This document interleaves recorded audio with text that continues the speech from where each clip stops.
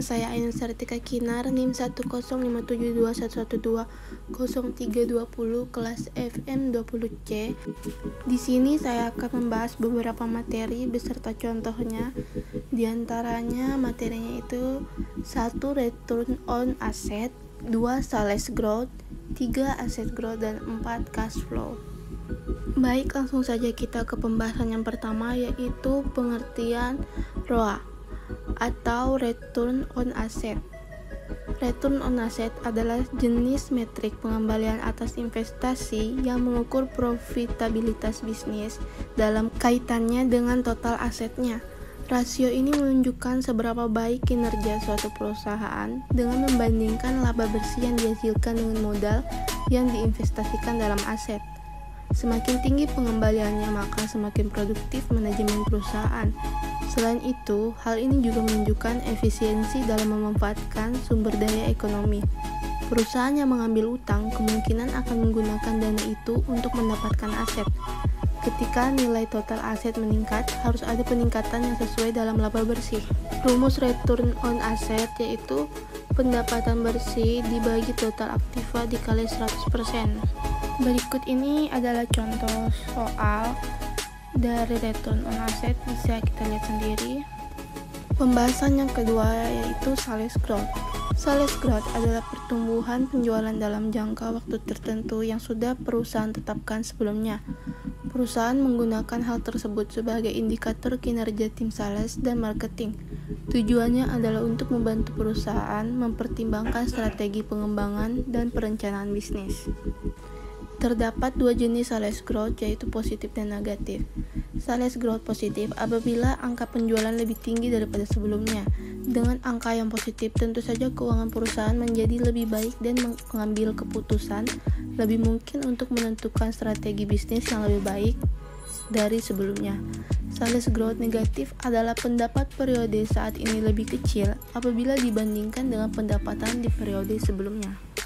Rumus sales growth sama dengan net sales dalam kurung T kurang 1 dibagi net sales dalam kurung T kurang 1 dikali 100%. Sebagai contoh, ada perusahaan kecil yang memiliki pendapatan 50 juta di tahun ini dan 35 juta di tahun sebelumnya. Maka sales growth-nya ada di angka 42,85%. Selanjutnya yang ketiga, asset growth.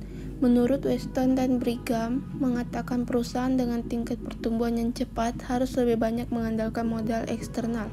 Floating cost pada emisi saham biasanya adalah lebih tinggi dibanding emisi obligasi. Aset merupakan aktiva yang digunakan untuk aktivitas operasional perusahaan.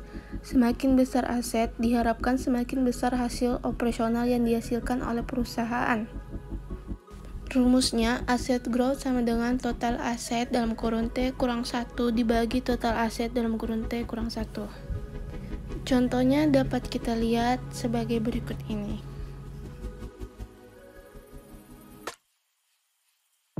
Yang keempat yaitu cash flow. Cash flow adalah pengukuran jumlah uang tunai yang masuk dan keluar dari bisnis Anda dalam periode waktu tertentu. Hal ini menunjukkan jika bisnis Anda memiliki cukup uang kas atau dana untuk memenuhi kebutuhan operasional sehari-hari.